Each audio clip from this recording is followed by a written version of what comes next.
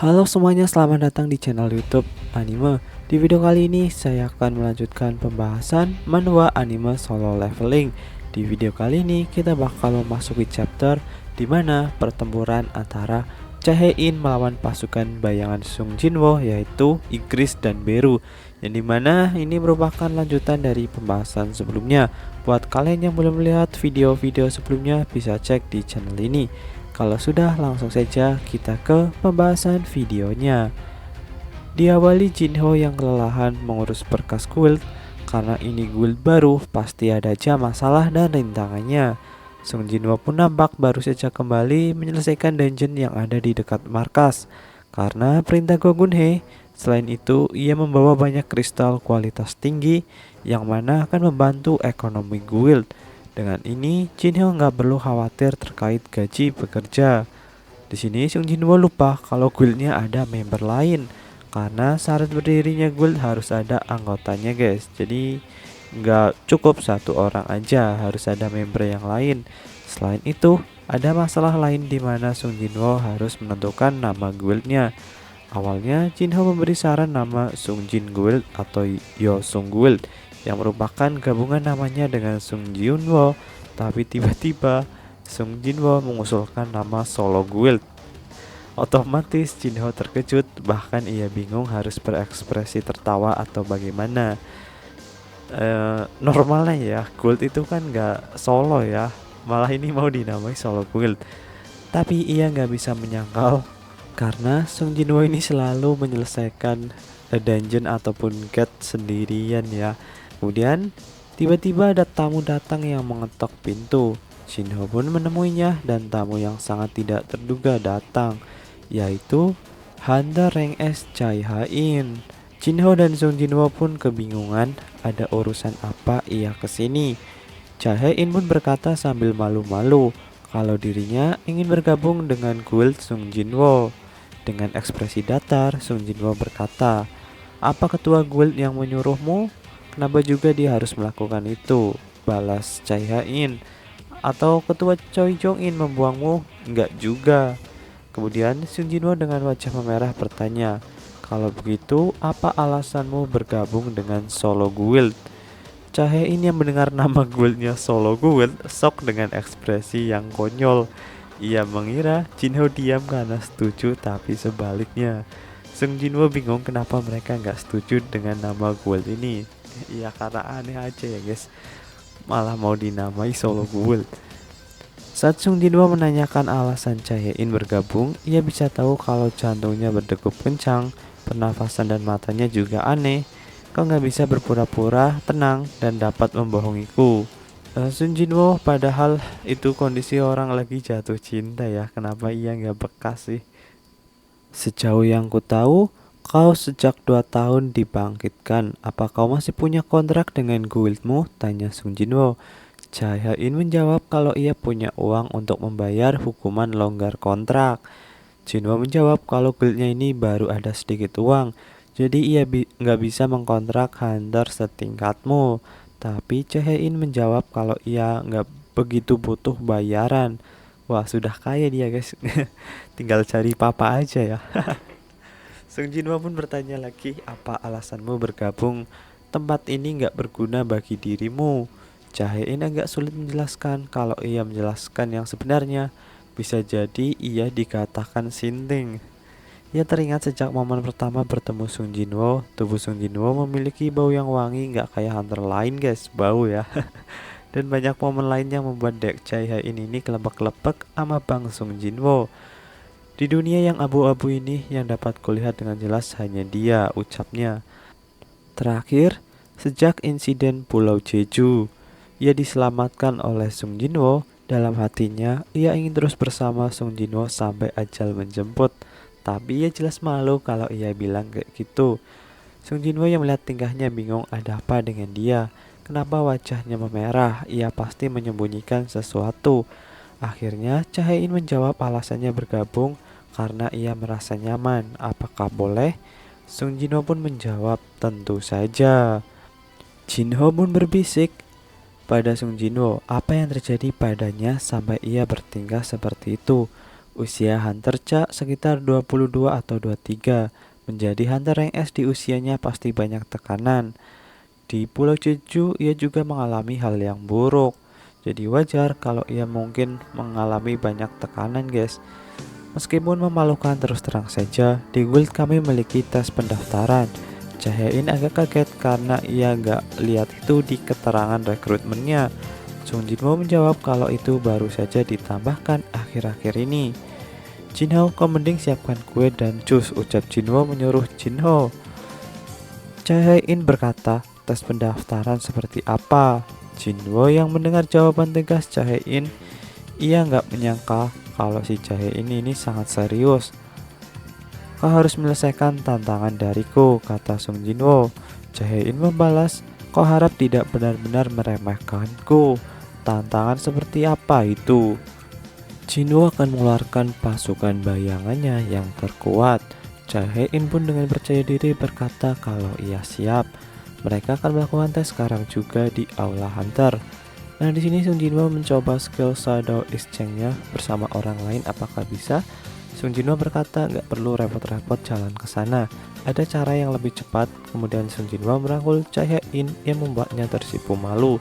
Kemudian ia menggunakan skill Shadow Exchange-nya dan ternyata berhasil. Di sini ada scan kocak di mana Jinho yang baru balik bawa kue.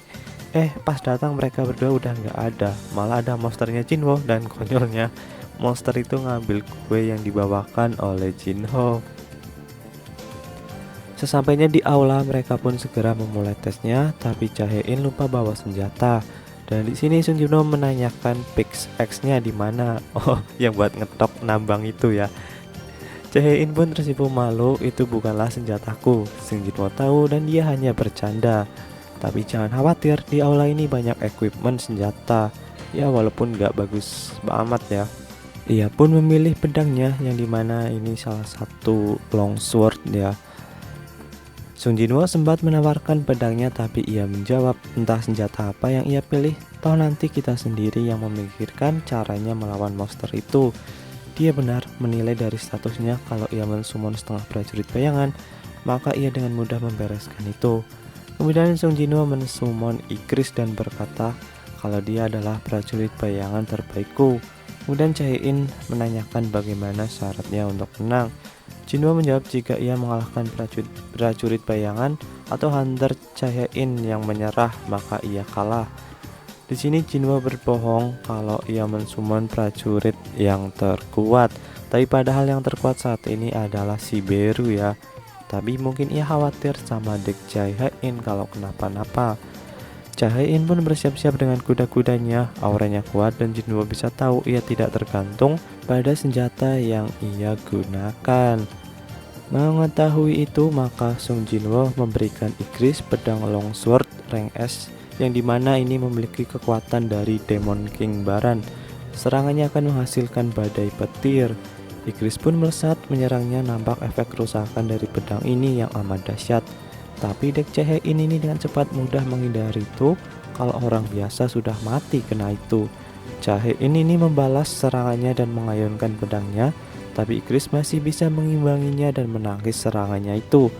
Di lain sisi, Go Gun-hye memandang aula dan tidak ingat kalau ada yang menggunakan latihan hari ini, dan menyuruh orang untuk mengaktifkan kamera di aula latihan. Dan terlihat Jinwoo bersama Jaein di aula itu sedang rangkulan. Dan kalian tahu di sini Go Gun-hye salah sangka shock. Ia mengira Sung Jinwoo lagi mesra-mesraan dengan Jaein. Anak muda zaman sekarang sungguh sesuatu, ucapnya. Waduh. Di lain sisi, nampak Sung Jinwoo terkejut karena Igris berhasil ia kalahkan dengan mudah oleh Jaein. Nah, di sini pertempurannya singkat ya untuk yang lawan Igris. Kemudian Jaein berkata, apa kau yakin ini prajurit bayangan terkuatmu? Bukankah kamu sendiri yang bilang akan mensummon yang terkuat? Sung Jinwoo berkata, kau pasti akan terluka. Ia membalas, aku gak peduli, aku hanya ingin melawannya. Melihat keinginan kuatnya itu, Jinwoo pun mensummon Beru. Akan kutanya terakhir kalinya, apa kau yakin ingin melawannya? Sambil aura kuat terpancar dari mereka berdua. Sejak dibangkitkan, Beru memang lebih lemah dari sebelumnya, tapi ia tetaplah senjata pembunuh mematikan. Sung Jinwoo memerintah Beru untuk mengalahkan wanita itu tanpa melukainya. Jae-in yang melihat monster itu terkejut, bagaimana mungkin Sung Jinwoo menghadapi monster yang seperti itu. Kemudian nampak Beru mengeluarkan cakarnya, tapi diperingatkan oleh Sung Jinwoo untuk nggak menggunakan itu, atau kamu akan berakhir dengan nggak baik. Wah, di sini Sung Jinwoo sangat perhatian ya, takut si dek Jae-in ini terluka. Di lain sisi, Jae-in menyadari perbedaan kekuatannya dan tiba-tiba Beru sudah melesat di belakangnya. Jae-in menyadari ini sama seperti sebelumnya. Jadi saat Beru melesat ke belakang dan getok dia ya pas di Jeju Island. Tapi kali ini ia bisa menyerang balik dengan itu. Jangan harap kau akan mengalahkanku dengan cara yang sama. Beru yang diberi perintah mengalahkan musuh dengan tanpa luka, maka ia akan membuat musuh patah semangat dengan menunjukkan kekuatan perbedaannya. Tebasan Jae-in sangat cepat, tapi Beru masih bisa mengatasi itu. Bahkan Beru menghindari semua serangannya tanpa berpindah tempat sedikit pun dan memberikan tekanan yang kuat pada Jae-in. Sung Jinwoo yang melihat itu pun berkata, hasilnya sudah terlihat, apa kau sudah puas? Tapi Jae-in gak menyerah akan hal itu, padahal sudah dikasih lihat perbedaan kekuatannya. Selain itu, Beru juga masih menahan diri. Jae-in berkata, kalau kau mencari sesuatu, kuharap kau tidak mengambil keputusan yang salah. Beru berkata, instingku memperingatkanku, makhluk hidup bisa tahu siapa mangsa dan siapa makhluk yang dimangsanya. Bagaimana mungkin mangsa melawan pemangsanya? Beru pun melesat maju memberi paham Jae-in ya. Ia mengeluarkan serangan cakarnya, tapi Jae-in mampu menghindari itu dan kemudian mengeluarkan skill Sword Dance. Aura terang keluar dari tubuhnya dan ia menusukkan pedangnya ke tubuh Beru. Tapi pedangnya patah dan ini ada satu kali kesempatan. Dengan kondisi kekurangan mana aku bisa memakainya sekali. Dalam kondisi itu ia melanjutkan dengan skill Needle of Light. Cahaya bersinar dari pedang itu keluar dan menusuk tubuh Beru. Dalam sekejap Beru mengingat perintah yang diberikan olehnya. Perintah yang diberikan oleh ratu ketika dirinya lahir. Gara-gara instingnya ia lupa akan perintah dari Sung Jinwoo, di mana ia memiliki insting untuk membunuh wanita ini dan aura membunuhnya keluar. Beru yang lepas kendali yang mengeluarkan cakarnya dan bersiap menyerang Jae-in, tapi Sung Jinwoo berteriak untuk berhenti. Tapi ia mengabaikannya guys. Sung Jinwoo pun melesat menangkap serangan Beru dan menyelamatkannya. Aku berkata untuk berhenti. Beru pun langsung meminta maaf sambil sujud. Sung Jinwoo menghampiri Jae-in dan menanyakan kondisinya. Seharusnya kau tidak perlu sampai memaksakan diri seperti ini. Gak perlu sampai berkorban sejauh itu untuk kuil tanpa nama ini. Kenapa kau melakukannya sampai sejauh itu? Tapi Jae-in diam saja. Kau tidak berniat memberitahuku, apa mungkin kau tertarik padaku? Itu juga bukan. Jadi apa yang kau incar? Tapi tiba-tiba Jae-in menyaut, benar.